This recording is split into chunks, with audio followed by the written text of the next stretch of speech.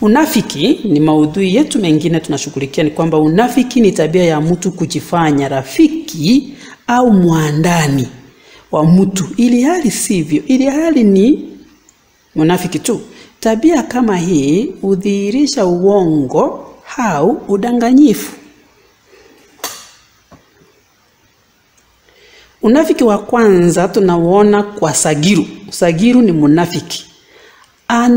Anamtuma Sihapa kuwapelekea Murima na Mangwasha zawadi siku yao ya harusi. Na tunajua ile zawadi haikuwa ni zawadi bali ilikuwa ni kilipusi. Hii ni kwa sababu Sagiru alifahamu vyema kilichokuwa katika kifurushi kile. Kilikuwa ni kilipusi na wala sio zawadi, lakini akajifanya kuwakirimia zawadi ya harusi. Unafiki wa hali ya juu.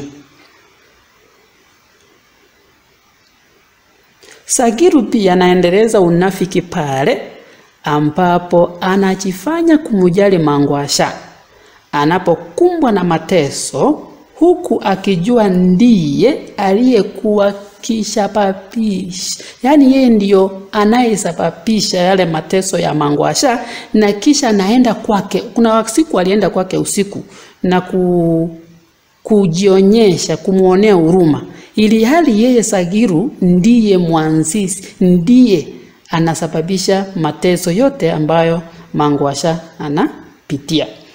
Sagiru anamuuliza Mangwasha, Mangwasha, mbona umekonda sana siku hizi?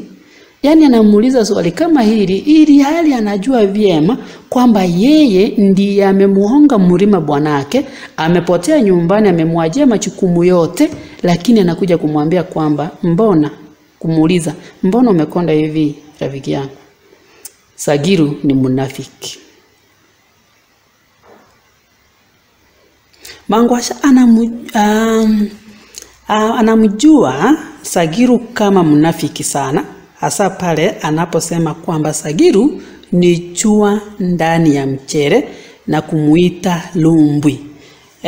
Tangu mwanzo Mangwasha amemjua Sagiru kama kinyonga. Kinyonga ni lumbwi, kwa sababu kinyonga huwezi sema rangi yake, anabadilika huku anabadilika pale. Pia jua ndani ya mchere huwezi ukajua jua. Wakati unatafuna mchere ndio unajua tu kwamba kumbe hii mchere ilikuwa na jua. Jua inapokuwa ndani ya mchere ni vigumu na si rahisi kuitambua hadi pale unapotafuna ule mchere. Kwa hivyo Sagiru ni kama jua, ni kama kinyonga, haaminiki, ni munafiki. Maudhui ya unafiki yanajitokeza kupitia kwa Mtemilezulia. Mtemilezulia ambaye alitaka kunyakua ardhi ya Matango kwa kisingizio kuwa serikali inataka kujenga soko. Na tunajua vizuri serikali haikuwa inafanya nini? Inataka kujenga soko. Chifu Mshabaha anaendeleza maudhui ya unafiki pale ambapo ana wahujumu waketwa na kupokea mlungula au hongo kinyume na sheria za nchi aliyoitumikia, huku akishirikiana na mtemi kuwa serikali ilitaka kujenga soko.